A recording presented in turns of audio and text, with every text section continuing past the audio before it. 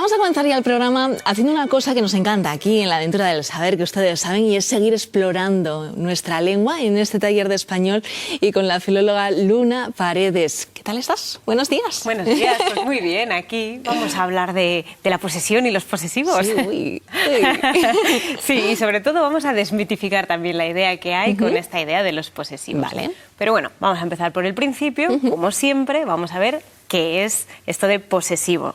Y si buscamos en el diccionario de la Real Academia, vemos que posesivo es un adjetivo y significa perteneciente o relativo a la posesión. Pero en lingüística y en gramática lo que nos interesa es, además de que expresa posesión, es que es un adjetivo, un determinante o un pronombre. O sea, tenemos varias clases de palabras que funcionan o que hacen esta labor, esta función de posesión o perteneciente a la posesión. Sobre todo vamos a hablar de los determinantes y de los pronombres posesivos, que son pues todos los que se nos están viniendo ahora mismo a la cabeza y conocemos ya de sobra, ¿no? Mi, mío. Esto además tenemos que recordar que tenemos estas formas mi, mío en función de la colocación, ¿no? Si colocamos el determinante, en este caso, delante o detrás de aquello que estamos nombrando o a lo que nos estamos refiriendo, ¿no? Mi casa o la casa mía. Tu casa, la casa suya, o su casa, la casa suya, ¿no? Tenemos la forma apocopada, acortada, si la ponemos delante, y la forma completa, si lo ponemos detrás, ¿no? Y tenemos, pues, o un poseedor o varios poseedores, ¿no? Mi casa, nuestra casa. O sea que, bueno, no voy a recordar ni voy a incidir mucho en este tema, pero ya sabemos, pues, mío, tuyo, suyo, cuyo, que también funciona en muchas categorías, ¿no? El niño cuyo profesor, y tenemos ese cuyo, o las niñas cuyas muñecas, etcétera, ¿no? O sea que tenemos en varios, tanto para un poseedor como para varios poseedores, este también posesivo. Y vamos a ver esta cuestión de la posesión, ¿no? Venga. Porque el significado general es poseer, ¿no? Es decir, que algo te pertenece. Por ejemplo, mis libros. O sea que cuando estamos hablando de objetos parece que no hay mucho conflicto, ¿no? Hay conflicto cuando estamos hablando, por ejemplo, de mi pareja. Y aquí además se genera siempre conflicto entre los hablantes porque hay una cuestión de cómo que mí, cómo que me pertenece, ¿no? Bueno, lo que ocurre es que los posesivos también sirven para, o esa relación de posesión sirve para otras cosas que tienen que ver con la posesión, aunque no implique pertenencia, ¿no? Por ejemplo, inclusión, cuando hablamos de mi equipo de fútbol, no me pertenece, no lo he comprado. Pero formo parte de él. Pero formo parte, ¿no? Me incluyo dentro de esa idea del equipo o incluso dentro del propio equipo si soy uno o una de las jugadoras, ¿no? También hay una cuestión de atribución. Cuando hablamos, por ejemplo, de tu bondad, no es que te pertenezca la bondad a ti, pero sí hay una cuestión de que se te atribuye. O sea, no es tanto pertenencia como atribución, ¿no? También hay una cuestión de parentesco o relaciones sociales, que aquí está toda esta cuestión extralingüística al final, ¿no? que hablamos siempre, ¿no? Mi padre o nuestro amigo o nuestro hijo, son relaciones no tanto de posesión y de pertenencia como de relación. Tiene que ver, o sea, al final, por eso se confunden los términos, ¿no? Porque tiene un poco que ver la posesión y la pertenencia con esa necesidad de pertenencia, no tanto con necesidad de posesión, pero sí con necesidad de pertenencia, a partir de la cual establecemos relaciones, en este caso, sociales o familiares. Por eso los posesivos sirven también para estas cuestiones, y también los posesivos se usan para una relación de proximidad. Por ejemplo, cuando entramos al teatro y nos dicen, esta es su butaca. No hay una pertenencia de esa butaca, no tiene el nombre de ese espectador necesariamente, pero sí hay una cuestión de proximidad. Estoy hablando de usted y esta es la butaca que usted va a ocupar y está próxima a donde usted va a estar, ¿no? O sea que tenemos todos estos significados, no solamente algo es mío, me pertenece y ya está, sino que hay pues otros matices dentro de esta relación de pertenencia, de posesión en ese sentido, de pertenencia y de relación. O sea que los posesivos no son tan malos, aunque los cómics a veces nos digan, ¿no? Ágata, con respecto a vos yo me siento así, tuyo. Bueno, pues yo me siento más tú por un lado y yo por otro. Bueno, pues desmitifiquemos también un poco esto y tengamos en cuenta eso, que el lenguaje establece a veces relaciones que se resumen en una palabra y la palabra a veces nos choca, pero que dentro de esa palabra estamos metiendo también muchos... Claro, otros matices. Otros matices que hay que explicar, pero que es importante tener en cuenta para no meterle al lenguaje cosas que no le pertenecen exactamente al lenguaje. Sí, otros debates, ¿no? Exacto, exacto. Y bueno, dentro de los posesivos debemos recordar que concuerdan en género y número con el sustantivo o el adjetivo o el pronombre al que acompañen. Estas son nuestras mochilas, en plural las dos, porque estamos refiriéndonos a mochilas, femenino plural, ¿no? Pero también en algunas frases hechas, por ejemplo, yo no doy más de mí, no debemos decir yo no doy más de sí. Por más que dar de sí sea también una expresión, ¿no? Pero debemos concordarlo y no caer en esos errores, ¿no? O nos ha costado lo nuestro llegar, si es a nosotros, porque estamos hablando de nos ha costado lo nuestro, no nos ha costado lo suyo. O sea que debemos recordar que estas expresiones también tienen que concordar en género y número con el poseedor o la persona que realiza esto que estamos queriendo transmitir, ¿no? Por otro lado, los posesivos pueden colocarse, como ya decía antes, con la forma apocopada o la forma completa, delante o detrás. Es amigo mío, es mi amigo, o es mi casa, o es vecina nuestra. A veces hay un pequeño matiz. Sí, ¿no? Sí, en función de la colocación estamos queriendo matizar un poco más, ¿no? Lo que va delante parece como que simplemente presenta al sustantivo que vamos a decir es mi casa, pero en la segunda estamos como, pues eso, poniendo un pequeño matiz de diferenciar, ¿no? Es vecina nuestra, no es vecina de cualquiera, ¿no? O sea que tenemos un poquito ese matiz. Cuando lo ponemos delante, en general, siempre hay excepciones y podríamos hablar mucho de esto, pero sería muy denso.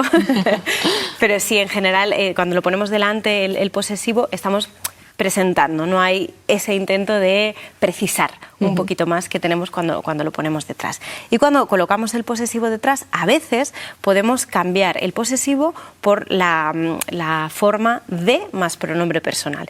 Y esto además se escucha mucho en lugares como Andalucía. Por ejemplo, es la casa de ustedes. Además, sí, sí. Con ese pronombre que se usa tanto allí y en Hispanoamérica y en general, ¿no? Entonces, vemos como es la casa suya o es la casa vuestra, es la casa de ustedes.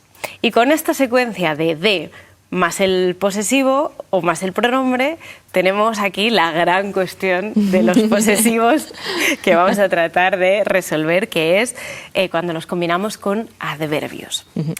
Cuando los adverbios se refieren a adverbios temporales o espaciales, se combinan con un posesivo, lo ideal, y yo voy a decir lo ideal y me voy a tragar mis propias palabras, porque la lengua porque va, al final exacto, la lengua vamos cayendo todos, ¿no? Y es mucho más superior a mí, a ti y a todos los académicos y a todos, porque al final es del hablante, ¿no? Entonces, bueno, debemos recordar que la academia prefiere la forma delante de ti que delante tuyo o delante tuya, que tuya además ya está muy desprestigiada esa forma, no la solemos usar.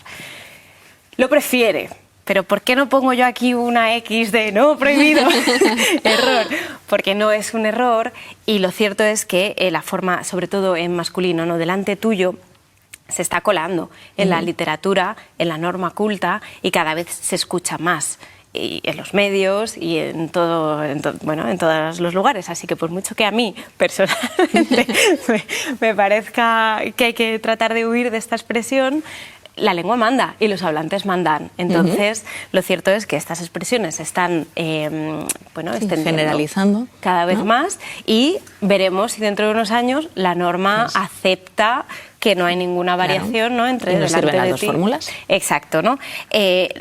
¿Qué ocurre? Que no existe la forma su delante, tú enfrente, y esta era la razón por la que si no lo podemos poner delante, no la debemos poner detrás, el posesivo, ¿no?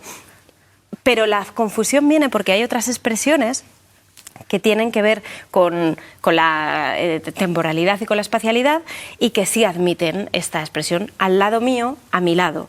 Si yo puedo decir a mi lado, puedo decir al lado mío.